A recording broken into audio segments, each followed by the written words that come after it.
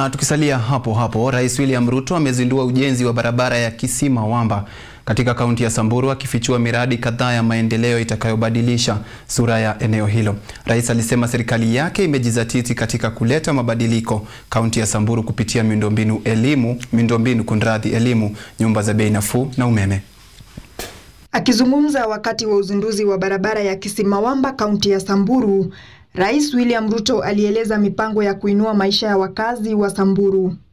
Kupitia barabara, shule, hospitali na umeme, aliahidi maendeleo jumuishi na kumaliza miaka ya kutengwa kwa eneo hilo. Atimuko kwa tutam, ndio kazi iendelee. Barabara ya Kisii Mawamba inalenga kuunganisha sehemu za mbali za Samburu, kurahisisha usafiri kwa wafanyabiashara, wafugaji na hata wakazi. Serikali tumewapatia shilingi bilioni 1.5 ya kutengeneza barabara mwaka huu.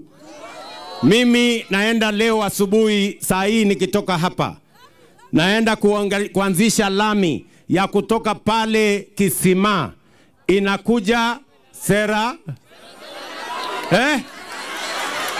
Sera Ndugu, alafu itatoka hapo iende mpaka Wamba. Pia kuna barabara mnataka ijengwe kutoka Lerata iende pia mpaka Wamba. Ruto vile aliwahakikishia wakazi kwamba serikali yake itahakikisha kuwa vijiji zaidi vitapokea umeme. Kuunganisha wananchi zaidi ya 10,000 kwa huduma ya stima.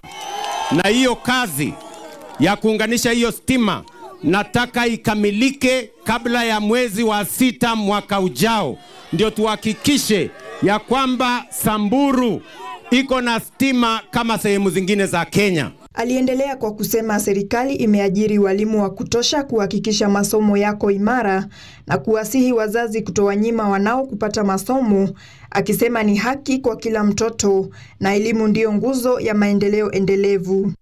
Serikali tumeajiri walimu 1,100 kufikia Januari. Tuhakikisha kwamba kila mtoto akienda shuleni anapatikana shuleni na mwalimu, na tumejenga madarasa ya kutosha. Ndugu zangu watu wa Samburu, msikubali watoto wenu wakose nafasi ya kusoma.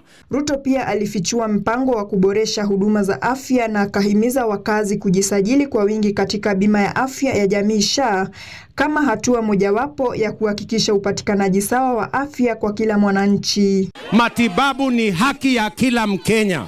Na tumesema kila mwananchi sasa wewe ujiandikishe kwa SHA. Sasa nasikia wale watu wa ukabila, wale watu hawana maono, wale watu hawana mpango, ati wanasema haiwezekani Kenya kutoka third world kwenda first world. Mimi nataka niwaambie hawa majamaa hawana mpango. Ahadi za Ruto zinanuia kuibadilisha Samburu ili kuhakikisha haiachwi nyuma kimaendeleo. Rose Kaguku, Runinga ya KU.